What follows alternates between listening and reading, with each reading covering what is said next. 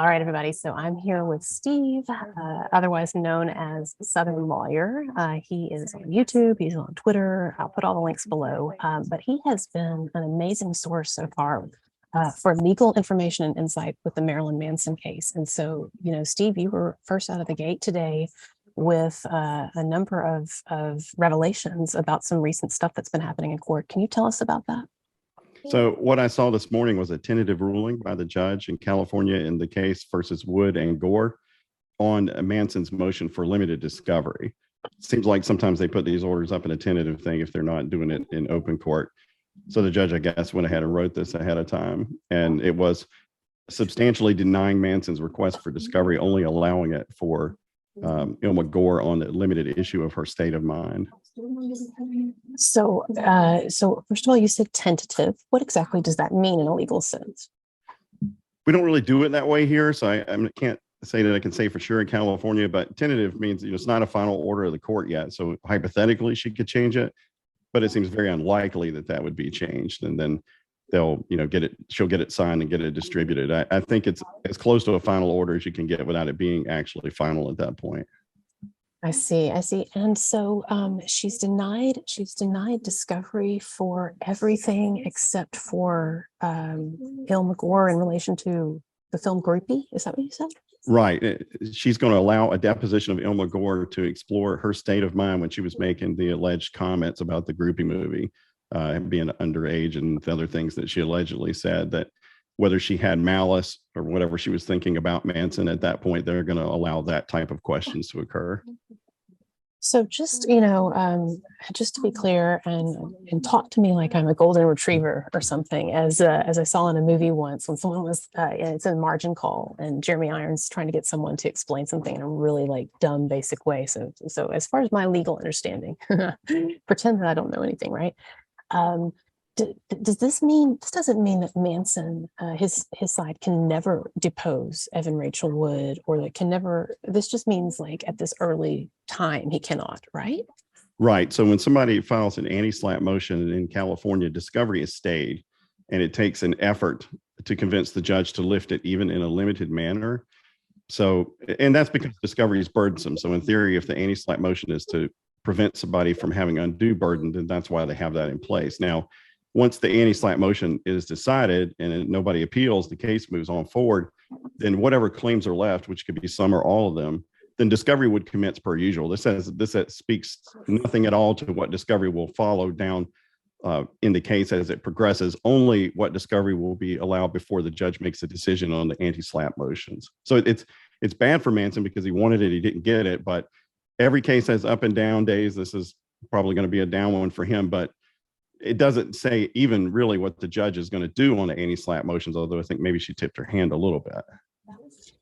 Okay, and so basically, I mean, I get the idea that some people are really worried, and that they think that this means that Manson will never be able to do discovery now, or he won't be able to interview Evan Rachel Wood or whatever. But this absolutely doesn't mean that. It just means that the anti-SLAPP stuff will be decided first before he would perhaps be able to do that. That's exactly correct.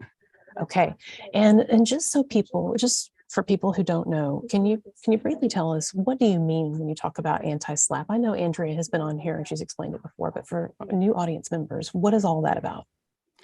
So Andrea understands it better than I do, but I'll give you a golden retriever talking to a golden retriever about anti-SLAPP stuff. And so basically, if somebody's engaging in a First Amendment type speech on important public issues, what the laws are meant to do is to protect those people from well-heeled people who don't like to be criticized, filing lawsuits against them that have no merit, just to shut people up and chill free expression. That's the goal behind the laws. Now, whether it applies in any particular cases depends on how you view it, but that's the idea behind it, is to give people an opportunity for the court to test the allegations in a special way, not normal to other cases, before the defendant has to go through a lot of discovery and things that cost a lot of money.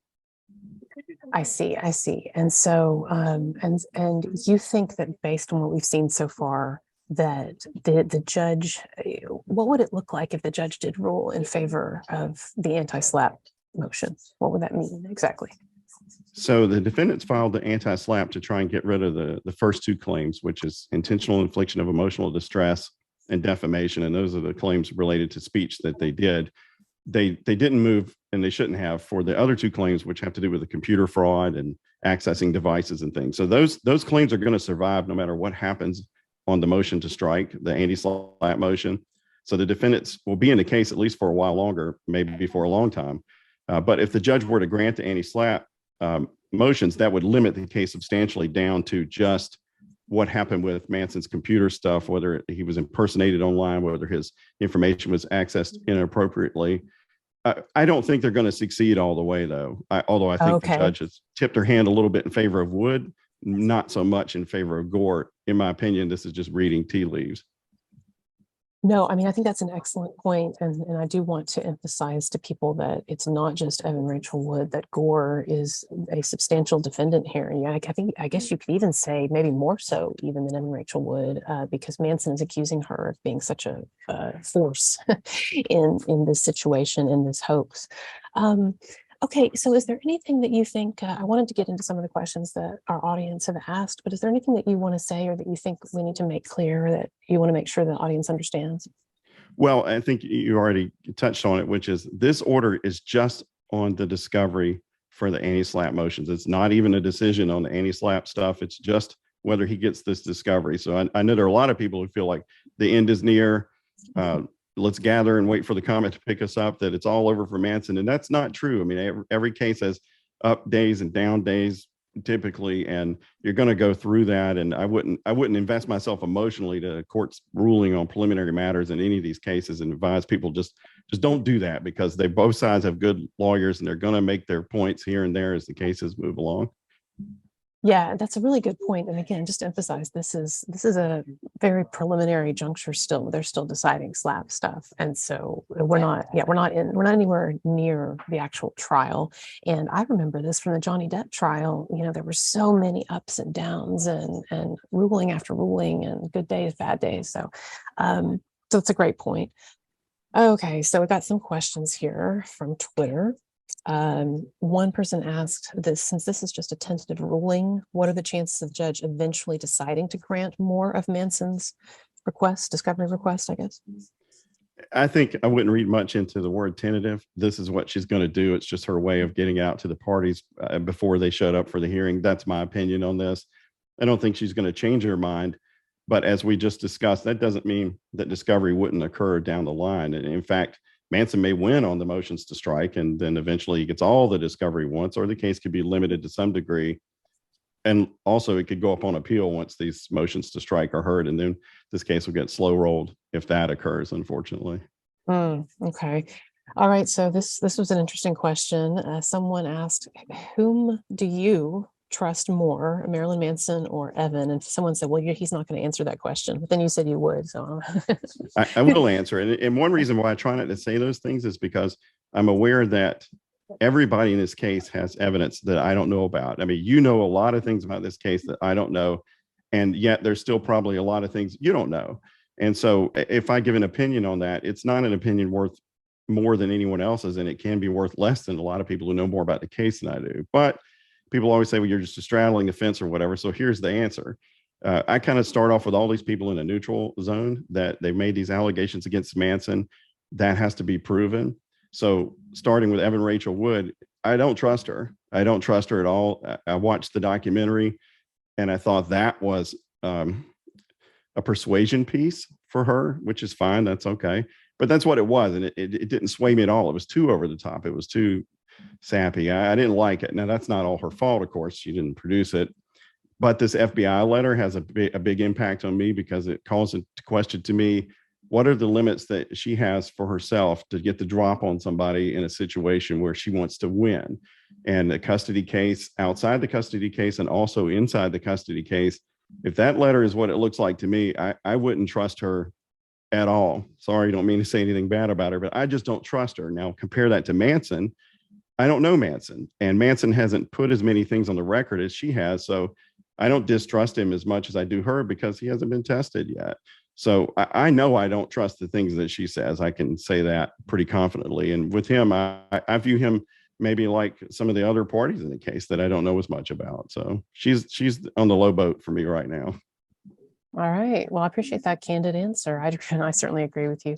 By the way, what effect does any of this have on the FBI letter situation? What's the connection of the FBI letter situation to what's happened recently?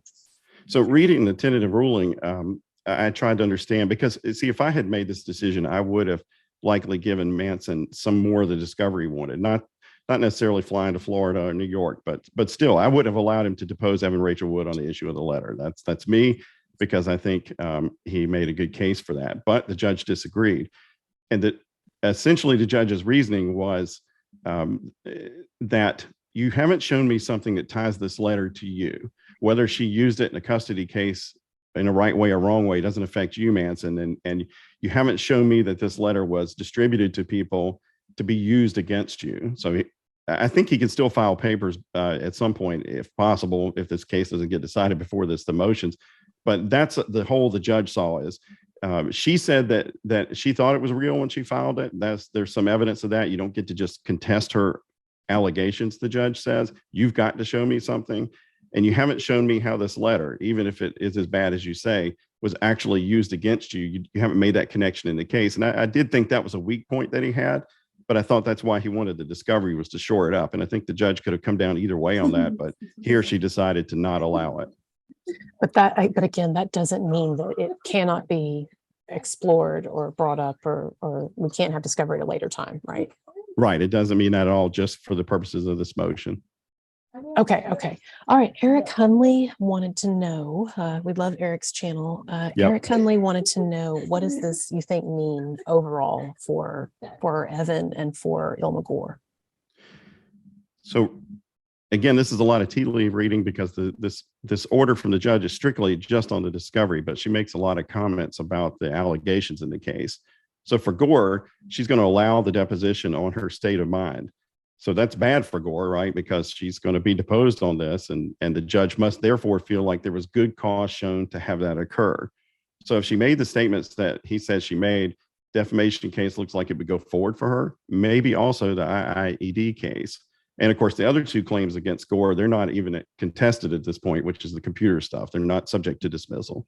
Whereas on Wood's side, the judge did not seem to buy the conspiracy connection for defamation. And I think that means there's a good chance that she may let Wood out on that. And also did not buy on the intentional infliction claim that Gore's statements to the alleged accusers that, hey, come join us, you're not obligated to speak, there's no pressure. The judge said that stuff isn't outrageous. And she connected that also back to Wood, that there's no independent actions of Wood gathering these people up. And the language that she was using to me suggests that she's skeptical of the IIED claim and the defamation claim as to Wood, less skeptical of those claims as to Gore. That's just reading tea leaves. I see. Well, that's some good tea leaf reading, and I really appreciate you being here. And just want to make sure that everybody checks out your channel. I'm going to put the links below. But you've really come on strong in the last couple of months. I know you've been following the case for a bit, but with a lot of information, and you're really up on things. So I'm the one who comes to you now, checking out your channel to see what the latest is. So I encourage everybody to do the same. And yeah, we'll have more out for you guys and ladies soon. All right. All right. Bye-bye. Thanks.